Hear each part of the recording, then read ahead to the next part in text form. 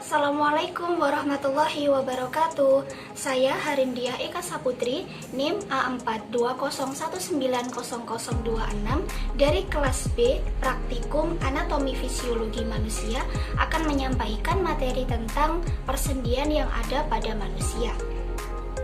Pengertian dari sendi sendiri yaitu tempat bertemunya dua tulang atau sering disebut sebagai penghubung antar tulang. Fungsi dari sendi ini yaitu membantu tubuh kita untuk melakukan pergerakan secara bebas sesuai kebutuhan pada tubuh kita. Sendi ini dibedakan menjadi 3 jenis, yaitu ada sinartrosis, ampiartrosis, dan diartrosis. Kita masuk ke jenis sendi yang pertama, yaitu ada sinartrosis atau disebut sebagai sendi mati. Sinartrosis merupakan sendi yang menghubungkan dua tulang atau lebih, namun tidak dapat melakukan pergerakan. Contohnya, pada sendi yang terdapat pada tulang tengkorak kita yang tidak dapat bergerak. Nah, fungsi dari sinartrosis ini yaitu untuk melindungi organ dalam kita. Seperti tengkorak kita ini difungsikan untuk melindungi otak kita. Kemudian yang kedua ada jenis sendi ampiartrosis atau sering disebut sebagai sendi kaku. Berbeda halnya dengan sinartrosis, ampiartrosis ini merupakan sendi yang dapat digerakkan namun pergerakannya masih terbatas. Contohnya, sendi pada ruas-ruas tulang belakang kita yang pergerakannya hanya terbatas. Kemudian yang ketiga ada diartrosis atau sendi gerak. Sesuai dengan namanya, sendi ini dapat digerakkan dan pergerakan sendi gerak ini lebih bebas. Kemudian berdasarkan pergerakannya, sendi pada manusia dibedakan menjadi 5, yaitu ada sendi engsel, sendi peluru, sendi putar, sendi geser, dan sendi pelana. Kita masuk ke yang pertama, yaitu ada sendi engsel. Sendi engsel ini menghubungkan antara tulang yang dapat digerakkan satu arah saja. Contohnya, pada tulang lengan kita yang hanya bergerak satu arah ke atas dan tidak dapat digerakkan ke arah bawah.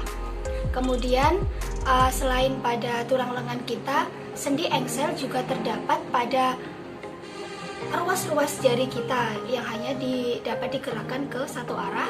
Kemudian ada di persendian lutut.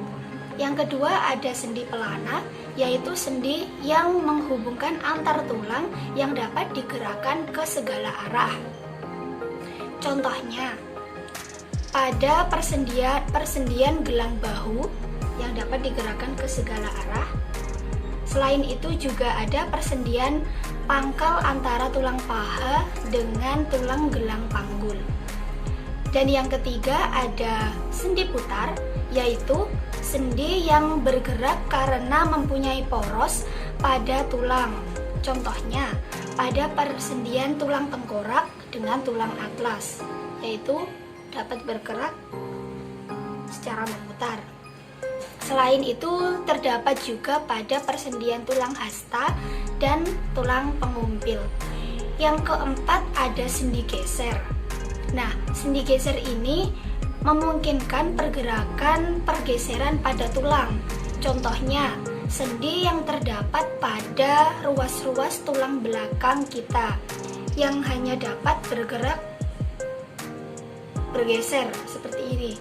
Jika ibaratkan ini tulang belakang kita hanya dapat bergeser seperti ini.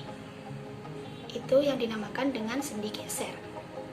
Dan yang terakhir ada sendi pelana, yaitu sendi yang menghubungkan antar tulang yang salah satu tulangnya dapat digerakkan dua arah.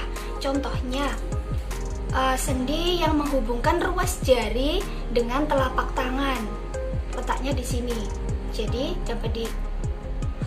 dapat ditekuk dan dapat digerakkan ke kanan kiri.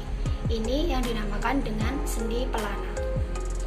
Demikian materi yang dapat saya sampaikan, semoga bermanfaat dan sampai jumpa ke video selanjutnya. Saya akhiri, wassalamualaikum warahmatullahi wabarakatuh.